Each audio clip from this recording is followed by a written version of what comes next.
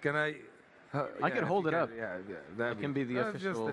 Oh, you got it. I think that's it. Cool. So what is this?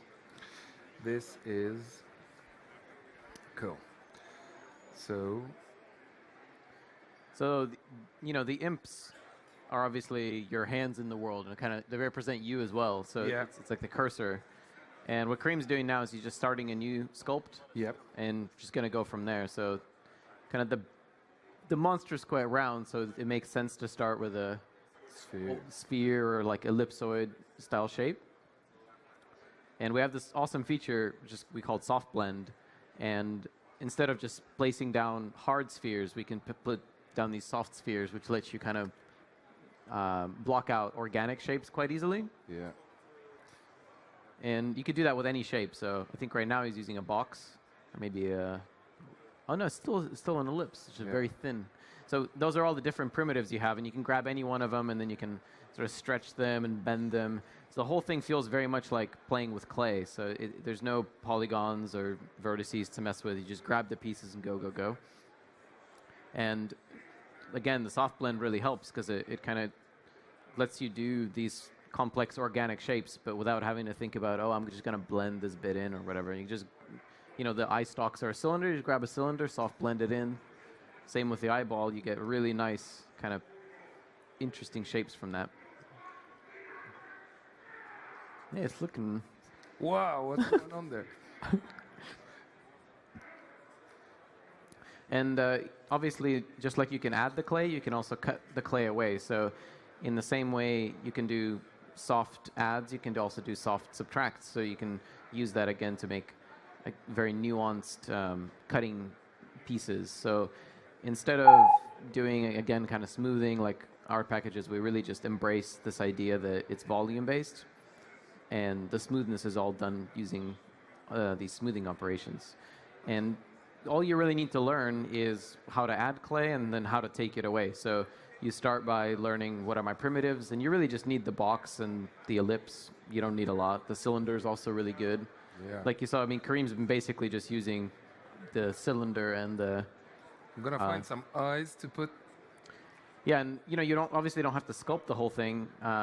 We have a full featured search, so you can go and check out what other people have been making. You can search for eyeballs, or you know, you could just go to other people's... There's like an eyeball collection there. Oh, wow. So one of the cool things in Dreams is you can make these collections that you curate. So maybe you're not interested in sculpting, but you go around the whole Dreamiverse, and since there's so much stuff, part of the community role is actually to curate that content and figure out, hey, where is the best you know, eyeballs, and where... So somebody's made this eyeball collection because they figured, oh, hey, like eyeballs are really useful. So you'll have different kind of collections, collections of trees for forests and things like that. So without even having to do any sculpting, you can just stamp objects on and bring them on. Oh yeah. So is that? Do you think that's wings? Yeah, I think is that kind of like wings. Was the intent wings? That's cool. Okay, okay. No, we'll work with that. I think there's quite a feathery kind of splat setting, right? Yeah. So the kind of unique feature of the Dream sculpting is that we have this thing we call the splat engine, and it allows us to give a very painterly look onto the clay itself. And right now we just have different presets, but you know, it's going to be fully controllable in the future. These are just kind of debug settings, but that way you don't just do hard modeling, you also do this kind of painterly look, and that's very good for fur and feathers and things like that. So Kareem's just made this wing, and just like any other shape you can place, you could just clone it. Now you have two wings, and you know, flip it around. And then you can publish this creation. You can, you know, people can then use your pieces if you allow it. You say, hey, you know, I want to publish these wings. These are awesome. So somebody else will find the wings and put them, you know, on their Pegasus or whatever. So the whole thing is about sharing and community. That's kind of why we're here talking to you guys, because you're going to be the big part of it. Obviously, we're going to make content for it, and there's going to be like a game you can play, but the game is going to be a lot about teaching you guys how to use the tools to make your own kind of dreams. So we think that the big push of it is really going to come from the community. Let's put some teeth. Oh, yeah.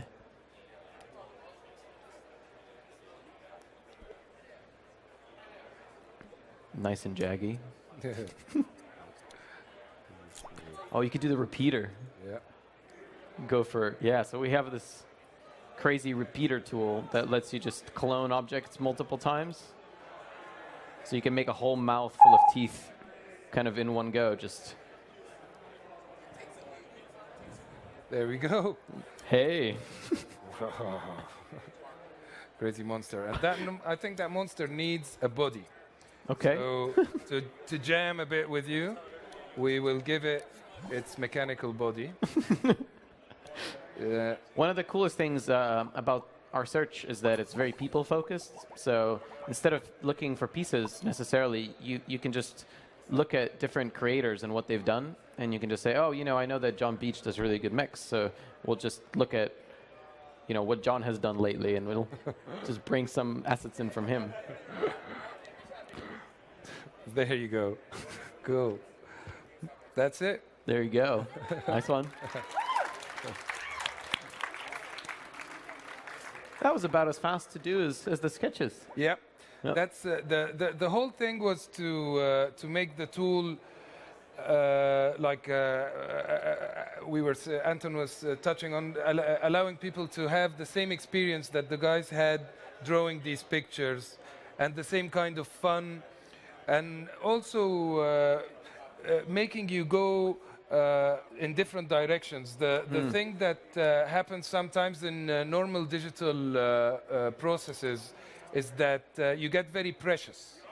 After a while, you can't change things very easily. A traditional game character would take a 3D artist a long time to make, and as a result, and then after that, it takes a long time to prepare it for animation, and another heap of time to make the rigging of it, and so change becomes quite a difficult and strenuous process. And we wanted the artists and the designers, the people who use Dream, to just feel like at any point they can change their mind and have fun with the tools. Maybe Anton can go through some of the spaces that we have. Yeah. We're going to roll right into the play demo, right? Yeah. Cool. Yeah, so we could show you some of the different things that we've made just for the show, to show you the kind of creative freedom that you can get by jamming on this for a week or so. Yep. Did we connect this controller? Yeah, there we go. Is it? Yeah, what Anton will show now is some of the reason we've done the project is to in Little Big Planet, our approach to making games and making games more accessible was to make it charming, to try to appeal to the nostalgia of your childhood, like, and create our sets from felt and cardboard and familiar materials. In Dream, our big inspiration was dreams, making people able to project their own personal touch. So some of the hardest things in the digital creation is to tell from looking at a 3D space. Is it still going? Yeah. So some of the hardest things to do or to see in a digital tool is the style of the person that made it.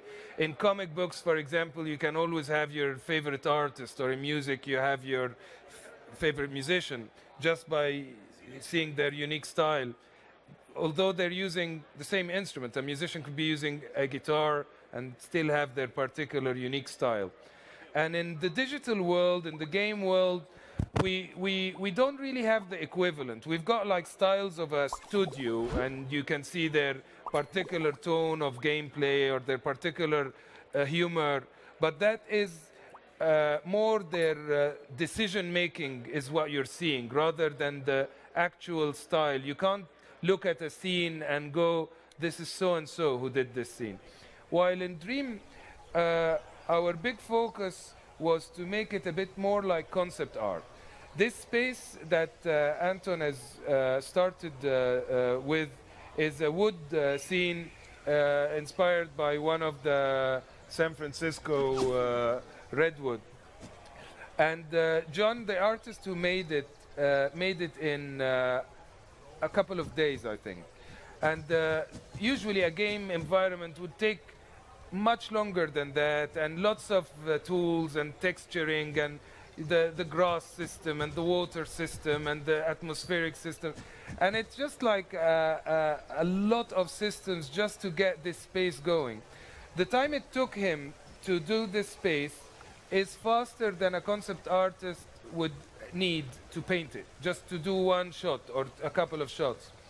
So and also because of the style of the tools that we showed you a very quick flavor of doing the monster, you really capture the feeling of the user because of this analog philosophy where we place the objects manually one by one, and you can really see the touch of the author's hand. So personal experience was first point that we wanted to achieve. Also in the character designs, like you look at this bear that Anton is using and to walk around the set, and it's using our character design suite. We use it to make all the different characters. So he's going to this cricket up there in the balcony is using the same character tools, but it's done by a different artist, and you can see the flavor. I think this one was one of Emily's or one of Maya's, and it has a very different style as well. So and I love this sort of angles. It shows you how painterly the thing is. The next thing we wanted to do is like, what does that mean in terms of game and game worlds? This personality. How can we go from one space to another and have a completely different feeling, a completely different character design style, a whole different look? Using the same tools, you are transported to a very different feeling. This sea monster character is one of our, I think, who did that one? Maya did that one. And the way Anton is moving it is very different to how you control game characters.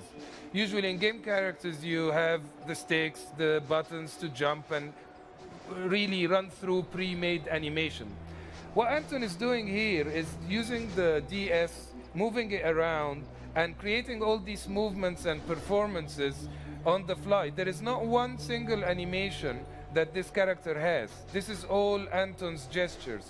So again, building on the same analogies of what we do in the making of the assets, we took that further in performing with those characters. So you can make a little puppet show or a play using your different characters, and you hit record and you can make your cutscenes in a very different way. We always say the time it takes to make a cutscene is the time it takes to watch it. Exactly like the time it takes to play a song is the time it takes to hear it. It's like a performance analogy, not a very meticulous engineering-oriented tool set. We wanted it always, even if you're not into the creation and you just want to navigate and explore the games that people will make, the act of playing them in their own right is expressive and will be unique to every player. Like when you go to visit a country and you navigate, you do go around, do your sightseeing, and choose how you want to be. Anton now changed from one character to another. And that is a game mechanic that we are intending on exploring and expanding on. Using just the scale difference between one character and another allows you to go to places that aren't accessible by the big one, and so on. But we want to build on that so much more and get to use our audio tools to make you hear the character thoughts when you possess them, and know their missions and hear their goals. And these are the things that we're going to do next. Now, Anton jumped into a painting, and it's inspired by Cezanne. One of our artists, Menlu, loves to do his stuff inspired by his favorite artist. And the pair was done by another artist who likes to do cute characters. And the engine that Anton is demoing here, this is a good one really to talk about the engine. We spent a long time developing what we call the painterly engine, which not only looks arty and beautiful in our opinion, it's more in keeping with this messy create style, which allows you to make your shapes and make your pieces of furniture in a way that is much more forgiving. In your normal 3D engines, every mistake is evident. Every little imperfection is a problem that needs to be solved. In Dream, we celebrate mistakes. I always say that the mistake is a better word for it is a liberation, because it allows you to get more courageous and try things that you wouldn't have tried before. So this tool, and it's not done in a sort of filtery post-production kind of way. It's actually there when you're creating, using these brushes, different strokes, like we showed earlier in the making of the monster head. The other things that we wanted to explore as well is the different moods that you can get from the spaces, like that space one we will go to. The nice thing that we found, these were our first results of game jam we did in the office, where we actually asked everyone to do their favorite set. And we didn't have a preconceived plan, because we wanted to explore the feeling of how different and puzzly and surprising it is to go from a wood to a space station. And that in its own right reminds us of dreams. You know, when you're in a dream and you are in a scene from your life, and then suddenly you're completely in a different place. And the explanation why that happened only makes sense to you, only because this is all fragments of your memory and your imagination. And we want to play on that. Some games like you know, Psychonauts, or writers like Neil Gaiman have really explored the concept of dreams, and we want to see what the equivalent is in our game worlds. This puzzle here is pretty neat. The character is just exploring, and in the imp, can go out to get around and move objects around. Yeah, when Anton breaks out of the character, you see this little creature that we call the imp, and this is basically your 3D presence in the world of Dream that you use to this character over there. And it sort of is the creative force in the game, so it's what also, you know, makes all of the dreams. But also it has this ability to possess characters, so you can jump from one character to the next. Absolutely. In this case, go into this huge mech that can, you know, break down these crates and shove them around. Now this mech was done by one of our designers who is really into his mechanical design. And again, you can see the very different style of this level. It's more of a traditional game space where you have a shooter or that sort of adventure type game. And these were the ingredients that we want to leave with you, that Dream is a place that you can surf between very different styles, very different genres, very different tones and moods of gameplay.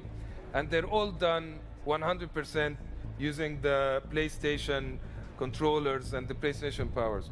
So it's very exciting for us to be able to give you a glimpse. And in the next rounds, we'll be showing more gameplay, more music, and more exciting things. Thank you.